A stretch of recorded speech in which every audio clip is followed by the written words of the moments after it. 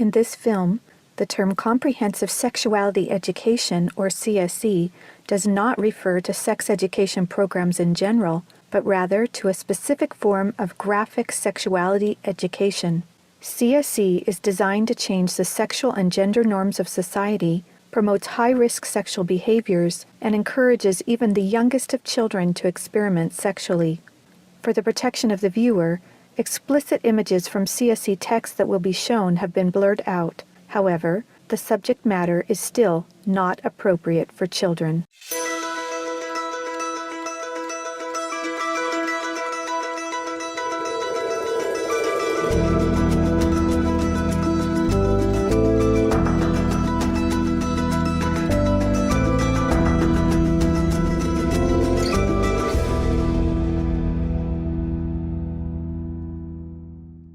This is definitely an attack on healthy family life. It will affect your economy. It will affect your child rearing. It will affect your education system. This has horrified a lot of people in South Africa. And the tool that is being used, the weapons that are being used, is comprehensive sexuality education. As president of the American College of Pediatricians, I am deeply concerned about comprehensive sexuality education for 4 reasons. First, it sexualizes children. Second, it threatens children's health. Third, it promotes a dangerous gender ideology. And fourth, it undermines the parent-child relationship, which violates parental rights. My life's work has been to protect children by exposing the roots of the sexual revolution, the sexual rights movement that's led to sex education worldwide, globally. Say not to CSC! Say not to CSC! Say not to CSC! There is a worldwide war raging across the globe. Not a war of guns and weapons, but a war of ideas, ideologies, and worldviews regarding sex. This is just part of the lesson plan for what's called Making a Difference curriculum, and it is in Oregon schools and probably schools around the nation. This is instructions for the teacher in the classroom to ask her or his students, how do people express their sexual feelings? What is abstinence? And here are some answers that they try to elicit from the children. Oral sex, masturbation, anal sex, massage, holding hands, touching each other's genitals, saying, I like you. And what they're doing is equating all these things. Saying, I like you is equal to anal sex. Planned Parenthood is coming into classrooms of students who are 13 and 14 years old. They're giving them handouts, negotiating sexual encounters with other students. For example, there are statements like this: do you want to go back to my room? Do you want to get busy? Can I take your shirt off? It makes me hot when you touch me. Here, can you do that?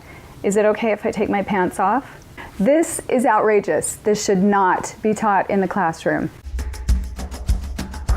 We are state legislators from Minnesota, and we are pushing hard against the agenda to sexualize our children.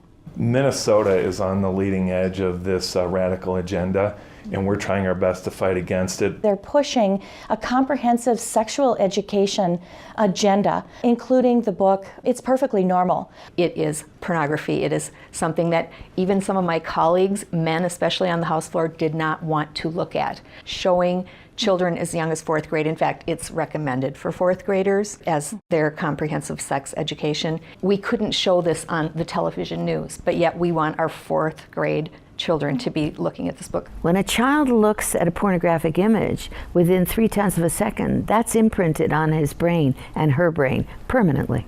We know that there's an action that takes place which is called mirroring images, so that children will want to or will act out what they see.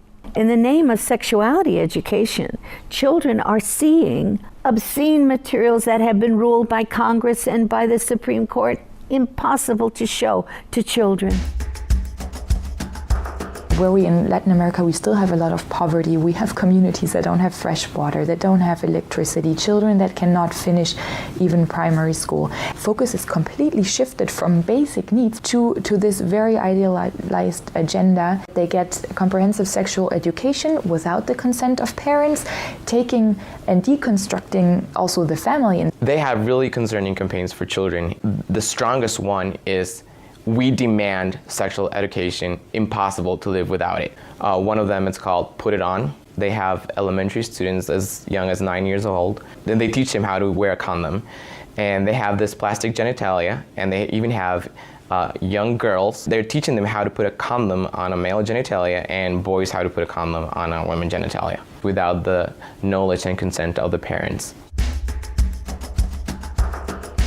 Most people are unaware that International Planned Parenthood Federation, also known as IPPF, is one of the largest providers of graphic, comprehensive sexuality education programs. With 65,000 service points in over 170 countries, this should concern governments and parents everywhere. My brother Luigi and I had an opportunity to go to the United Nations and give a speech on the UN floor. First, my brother explained about how we became orphans when both of our parents died of AIDS. I told them how Planned Parenthood was passing out a booklet for HIV-positive youth at the United Nations called Healthy, Happy, and Hot. This is for the kids who have AIDS. The booklet says its purpose, and I quote, "To support your sexual pleasure." It tells youth they can have sex in different ways. It teaches about sexual pleasure through masturbation, with same-sex partners, and even if you are drunk. One of the most disturbing things I think that I've ever seen as a physician, this pamphlet called Healthy, Happy, and Hot, put out by International Planned Parenthood Federation, tells young people, and you have the right not to disclose your HIV status to a sexual partner if you're not comfortable. I was just so offended at the booklet that Planned Parenthood put out, inviting people living with HIV to engage in the very acts that would harm them. It's all about rights instead of health. It also tells young people that are HIV positive that if they decide with their partner not to wear a condom, that's their decision. It's just this kind of information. It's so unbelievable to me as a physician. This kind of message was a death sentence to not only both of my parents, but also my brother Rogerio. I couldn't understand how a pro-abortion or abortion service provider in the United States of America was in South Africa and promoting the homosexual lifestyle. Here we're trying to protect young people from getting HIV/AIDS, and we're promoting a lifestyle that is very high risk. In Guatemala, an affiliate of Planned Parenthood is huge. They have more than 2,600 service points, 27 permanent clinics, and 5 mobile units. Planned Parenthood became very active in the 90s in Russia after the collapse of Soviet Union. They would provide textbooks for the Russian Ministry of Education and penetrate the official educational networks. Some of those textbooks were really bad and tried really to sexualize children. The Swedish Planned Parenthood presented a film of about 30 minutes, an animated film which is addressed to young people of 13 to 14 years old. It is called Sex on the Map. In this film, the young people are taught that anything is okay as long as you agree and it feels right for you. International Planned Parenthood Federation, especially in the Latin American region, is omnipresent. Be it at the mission at the United Nations, the person, for example, working on the actual language, drafting the document, is a direct International Planned Parenthood affiliate. We see the same thing in the Mexican government. They're usually the #1 advisor, be it to the mission. They have a direct influence on the outcome documents, on what is established, what is negotiated at the UN. Planned Parenthood is one of the largest organizations in the world pushing sexual health and reproductive rights. What they mean by that is not so much about reproducing. It's not about health care for babies, for mothers who want to have babies. It's trying to prevent the birth of babies. Many of the key players that are advisors to the representatives of various countries, they're actually directly linked to International Planned Parenthood Federation. It's really striking how International Planned Parenthood Federation plays such a big role, and what we just can't put our finger on is how that happened. Margaret Sanger, the founder of Planned Parenthood Federation, she was part of the eugenics movement that she referred to black people as the weeds of society. She believed in this ideology that the weak people in society should be weeded out. They masquerade themselves as, an agency here to help Africa plan its population. What they're trying to do is to suppress the African population. They do it through education, making sure that whatever reproductive health care is wanted is in the direction of not having children. The It's All One curriculum, also promoted by International Planned Parenthood, reveals the multiple manipulative tactics used to indoctrinate and sexualize children through CSE. Like other CSE programs, It's All One claims, among other things, to be evidence-based, comprehensive, human rights, gender-sensitive, and culturally appropriate education that will increase young people's responsible decision-making, to reduce adolescent rates of pregnancy and sexually transmitted infections, including HIV. It's All One, however, like most CSE programs, is really just cleverly disguised abortion rights, sexual pleasure education, masquerading as human rights, gender, and sexual and reproductive health education.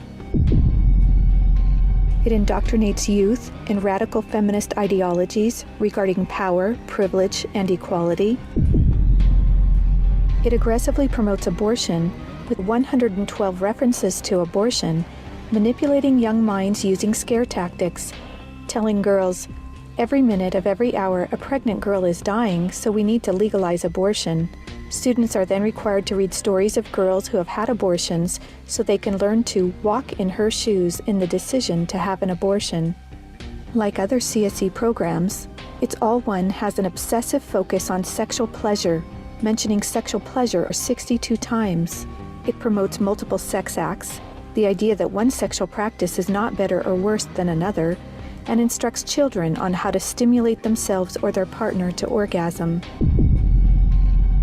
Children are also asked to read personal stories about feeling sexually attracted to someone of the same sex. It also helps students identify the skills they need to be able to negotiate comfortable sexual relationships, and claims there is no right age to have sex, and that each person has to determine when he or she feels ready to have sex.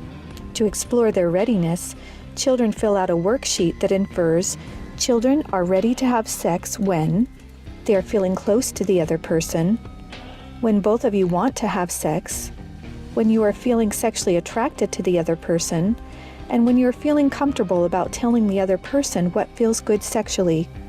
It teaches that human rights encompass sexual rights, including alleged rights to all persons to sexual expression and the right to seek sexual pleasure.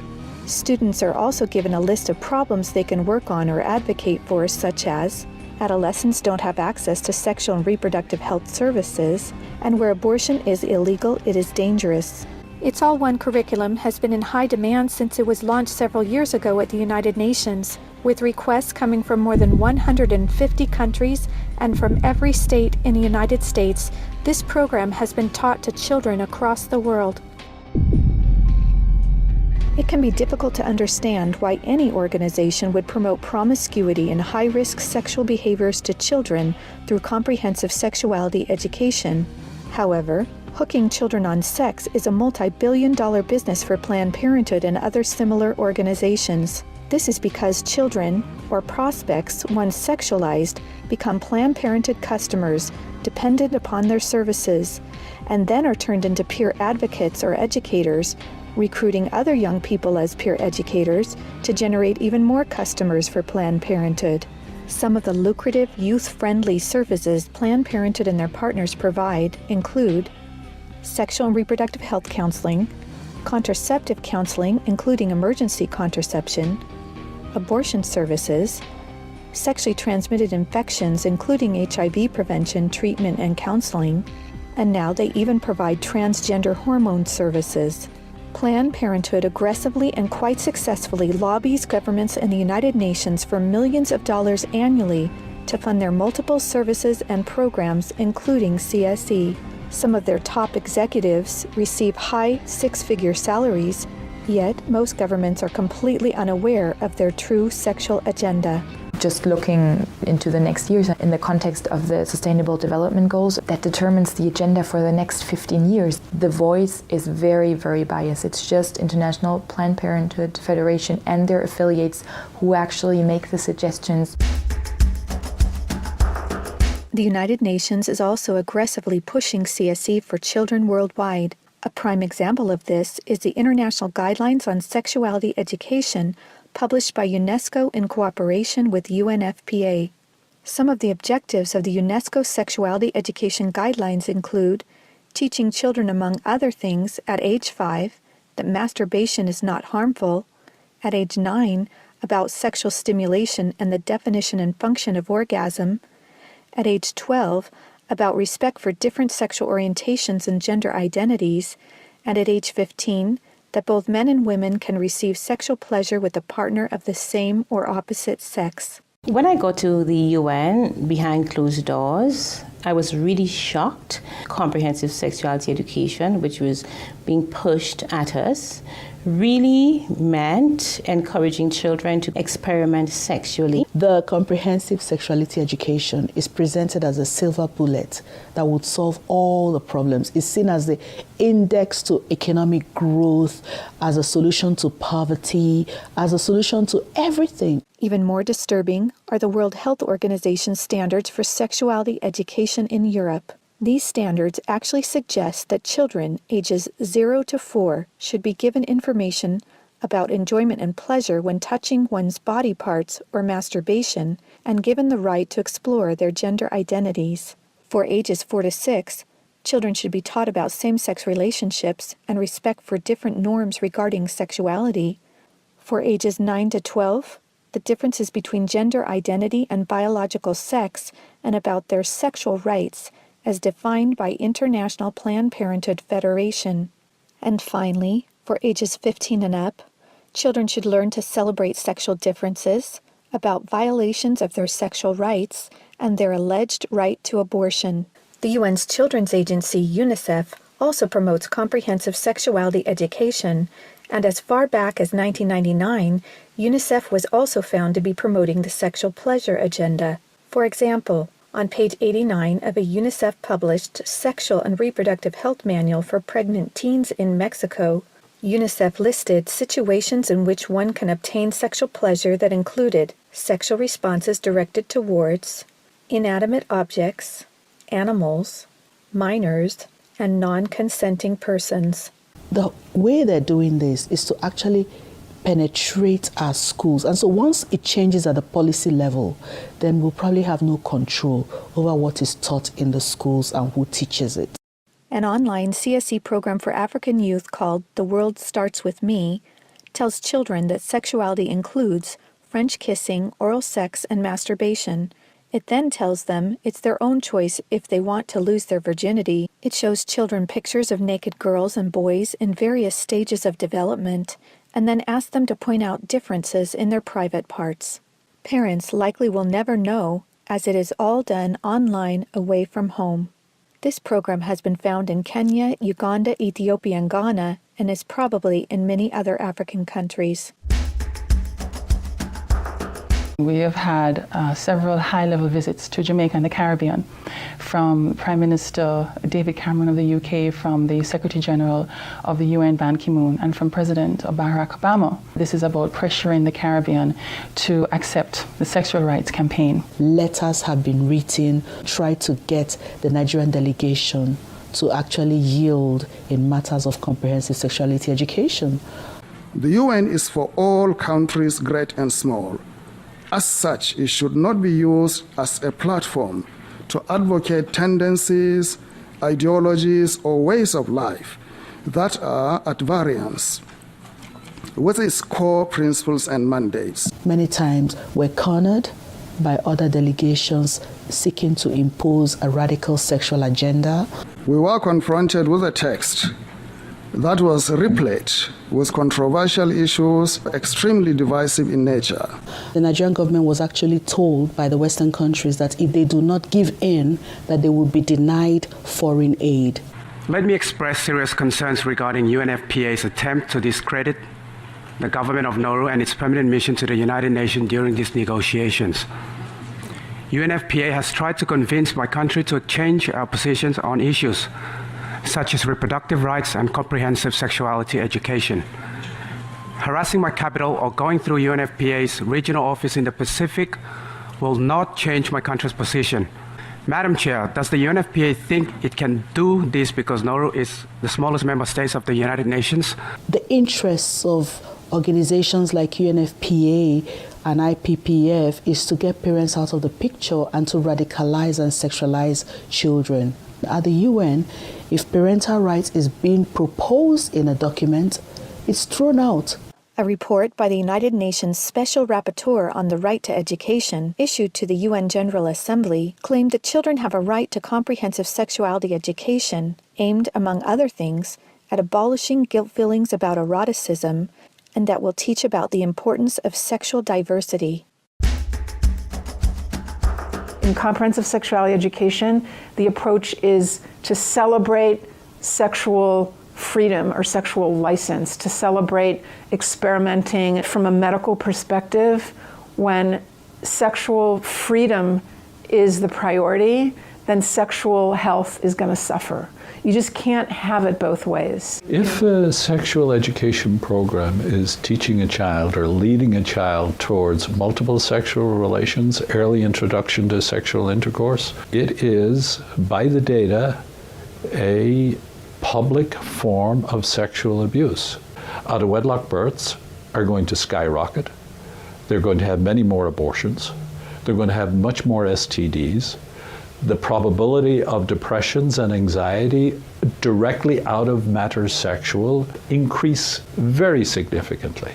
So our country had a secret visit from the U.S. Special Envoy for LGBT rights, Mr. Randy Berry. He was accompanied by the senior LGBT coordinator for USAID, Mr. Todd Larkin, to try and see what the Jamaican climate was regarding sexual rights and how they could influence change. We were able to notify the public about this visit and to send a very clear message to the U.S. government that Jamaica will not be pressured into changing our values and our culture that protects the family. The Center for Disease Control, in their own research, shared information that 2% of the population of the US are men who have sex with men.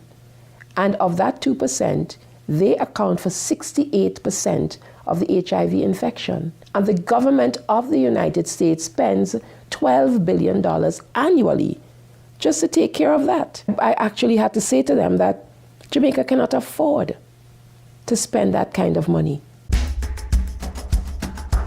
One of the handouts that concerns me the most is called the genderbread person. They teach that gender is a spectrum, that you can choose to be whatever you want. You could be all female one day and the next day feel like you're neither female or male. Frankly, it's confusing. It's mental molestation. We're confusing these kids as to what they are. The greatest medical fraud in history is to tell someone that they can change gender. I lived as Laura Jensen for 8 years. I discovered that biologically it is categorically impossible to change a man into a woman. My life was completely torn apart. We have a whole specialty in medicine called gender-specific medicine. Did you know there's male and female kidneys, male and female hearts? If there's a woman who needs a kidney transplant, she will do better with a kidney transplant from a woman, because a kidney from a male,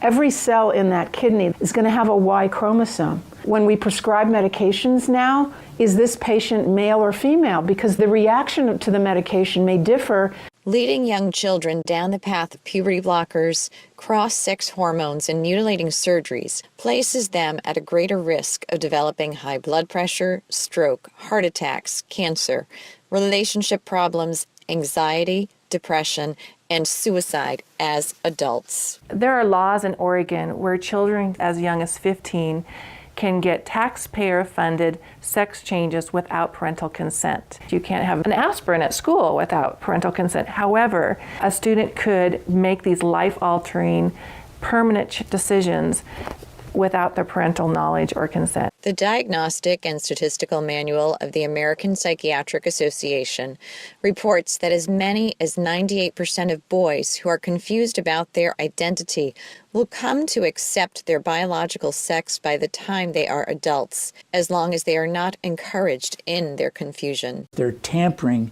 with the core identity of these young people and confusing them. This is the enemy of my children and my grandchildren. And it's digging down into the core of being male and female, of our identity as persons, of our family life, of our children. The Minnesota State High School League created policy in sports which broke down the barriers of what gender identity actually is. They are no longer allowed to tell students you can or you cannot use a particular bathroom. The girls in the school that would actually try sometimes to go into the bathrooms just to get away from a boy, but now that's no longer possible because these boys can follow them right in. Comprehensive sexuality education programs are disguised under many names. They may be called comprehensive sex or sexual education, education on human sexuality, reproductive health education, information on sexual and reproductive health, family life education, teen pregnancy prevention, rape prevention, anti-bullying programs, HIV/AIDS prevention, and sometimes even abstinence or abstinence plus education. CSE programs usually falsely claim to be age-appropriate, evidence-based, healthy sexuality education that will prevent teen pregnancy, sexual abuse, STDs, and HIV. This is to help people, young people, avoid the dangers of HIV/AIDS in South Africa. And they were telling them how they could have non-penetrative sex, oral sex, experimenting. So how is this helping people to avoid HIV/AIDS? This pamphlet, or zine as they call it, is called Dry Humping Saves Lives. This means abstinence. So they suggest that children masturbate or masturbate in front of a mirror or in front of one another. Anal sex, oral sex, grinding, sleeping together, caressing, sexting. They suggest sexting, which would be getting your groove on, fluid-free, and again, this is abstinence to them, so they're actually encouraging sexual experience for children and calling it abstinence. Sexual rights, sexual education movements began with Dr. Alfred C. Kinsey. He was a professor at Indiana University. His book, Sexual Behavior in the Human Male, purported to say that everyone in the world was engaged in massive sexual promiscuity, that it was a global pattern of sexual behavior. Kinsey claimed that the research published in his book proved that children are sexual from birth, that children could engage in sex with no downside, no problem at all. Kinsey actually had pedophiles measure with a stopwatch how many children could achieve what he called orgasms within a 24-hour period. In his book, Kinsey defines orgasm for these children as fainting, as having convulsions, as screaming, as fighting to get away from the partner, what he called the partner. Kinsey documented this sexual abuse of children on Table 34 in his book. Table 34 documents the sexual abuse by pedophiles of children from 5 months of age to 13 years, 317 children in that one table alone. The so-called research then, exploitation of these children, became the philosophies behind the entire structure of modern sexual education globally today. Today, comprehensive sexuality education is based on this philosophy that children are sexual from birth, created by Kinsey. three main organizations that promote Kinsey's harmful sexual philosophies are the Kinsey Institute, Planned Parenthood, and the Sexuality Information and Education Council of the United States, also known as SIECUS. In fact, Mary Calderon, the main founder of SIECUS, was the former medical director for Planned Parenthood, and a former Kinsey Institute director, Wardell Pomeroy, was also a founding board member of SIECUS. These three organizations are all accredited by the United Nations and use their UN status to promote Kinsey-based sexuality education to children across the world. Say no to CSC! Say no to CSC! Say no to CSC! Say no to CSC! We have tried to stop it. We have tried to break the consensus and ensure that comprehensive sexuality education has no place in the United Nations agreed language. We've got to stop it. We've got to use everything at our disposal. We have to stand together to stop this attack against our children. The material was exposed by one individual, and the entire nation got wind, and as a result of it, it had to be withdrawn. Every well-thinking adult must be vigilant and must stand as a gatekeeper to our children's development. Band together and find ways to stop it from entering your country. We are trying to stop Planned Parenthood in Guatemala, and they have all this funding and this organization, but we know that if we stand together, we can do something for the family, for the children, for the future of the world. We're in a battle. If this has not come to your state in a full way, I can tell you it's come to Minnesota, and we deal with it every single day. As elected officials, if we can't rise and stand up and speak out on behalf of our children, our innocent children, what are we even doing? What are we even doing here? We stopped the Kinsey Sexuality Education Program in Croatia. I went to Croatia. I held up the Kinsey books in Parliament. I described to them the basis of the Kinsey books and held up the Children of Table 34. And the Constitutional Court banned that sex education program. The American College of Pediatricians wants policymakers to understand this. When considering a sexuality education policy, be certain you specify that it be a sexual risk avoidance program. You must reject comprehensive sexuality education. We want to teach children to avoid all the risks, 100% of the risks, by avoiding early sexual behavior. These people, whoever they are, who want to make the sexual only about the pleasure, are working to destroy everything we are building. We resist it, even with our lives, because that's what life is all about. It is time for parents to say, no, my family is mine. My wife is mine. I am hers. Our children are ours. They don't belong to the state. And people of different faiths can easily band together on this. I may be a devout Muslim. I understand this. I'm a devout Mormon. I understand this. I'm a devout Roman Catholic. I'm a devout evangelical. On this parental issue, we are all together. Just understand, it's happening on our watch. If we don't do something about it, it is all of us that carry that guilt. Men have to rise up, defend their family.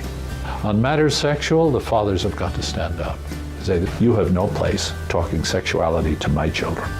We must let the world know the roots of this radical, destructive Kinseyan sexuality education. That is the only way we will be able to stop the corruption, the destruction of the world's children. Family Watch International invites good people from all around the world to join us in this worldwide battle to protect the health and innocence of children. To learn more and to sign the petition to stop comprehensive sexuality education, go to stopcsc.org. You can also help by encouraging others to watch the documentary and sign the petition as well.